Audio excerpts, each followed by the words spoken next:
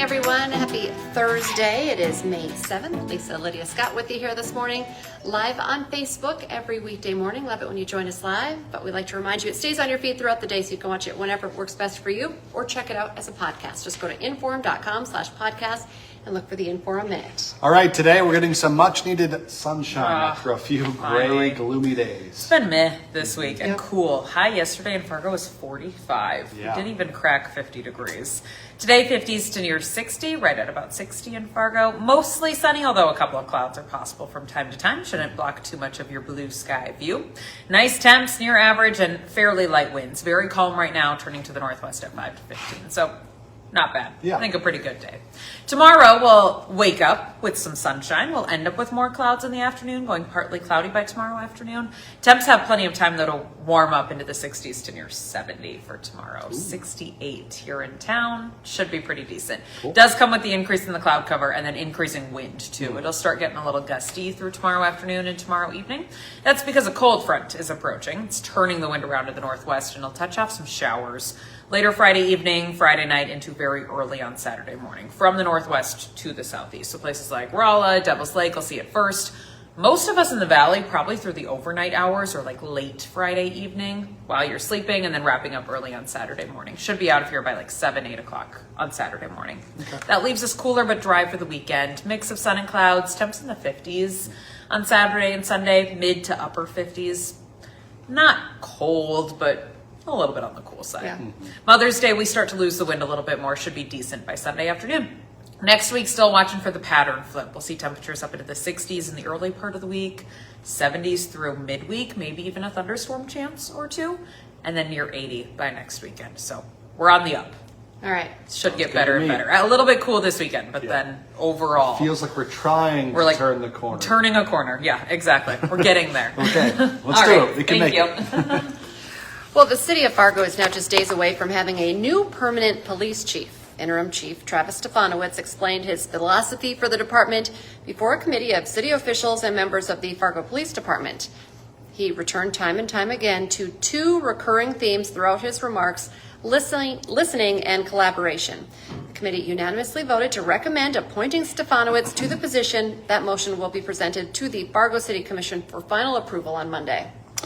A minor is now in the juvenile detention center after a police chase ended with a car driving into a pond at a Moorhead golf course. Moorhead police say that they had been investigating multiple incidents connected to this minor, who is a reported runaway. On Tuesday night, an officer saw a stolen vehicle speeding. When he tried to stop it, the driver took off. That vehicle was eventually seen driving onto the Meadows golf course and then into a pond. Officers then chased that suspect on foot, eventually catching them. The minor is now in custody, facing several charges. A man who had already been sentenced to prison earlier this year for a string of crimes in North Dakota is back in court today on separate charges in Minnesota. Trevor Nelson is accused of stealing a pickup from a Moorhead bar last September. Then in October, Dilworth police say he took a vacuum off a shelf in Walmart and tried to return it. Investigators say he received more than $200 in cash, then ran off when officers approached him in the parking lot.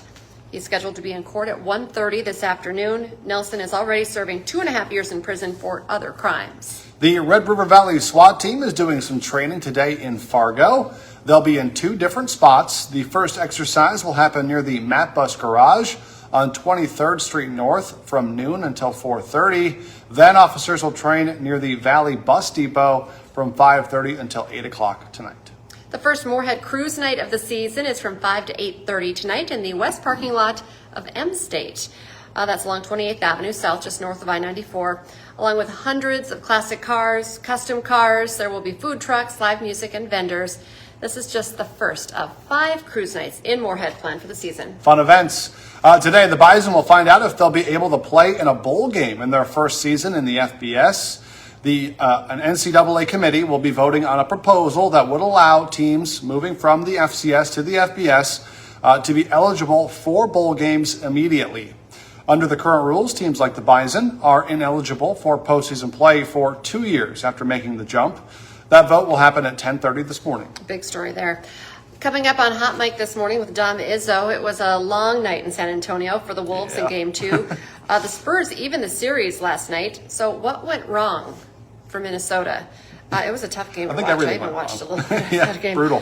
Plus, Moorhead's second season in 6A football is filled with the best teams coming to the Red River Valley. Head coach Kevin Feeney joins the show to chat about the upcoming fall. Hot Mic is live from 9 to 11 on WDAY Extra and streaming on Inforum.com. Don't forget, for just 99 cents a month for your first 3 months, get an all-access pass to our website, Inforum.com. Just go to Inforum.com/subscribe to get that deal. And join us for our next newscast. It's coming up at 11 this morning, and then we have you covered 4, 5, 6, 9, and 10. And we're back with First News tomorrow morning from 5 to 7. Have a great day, everyone.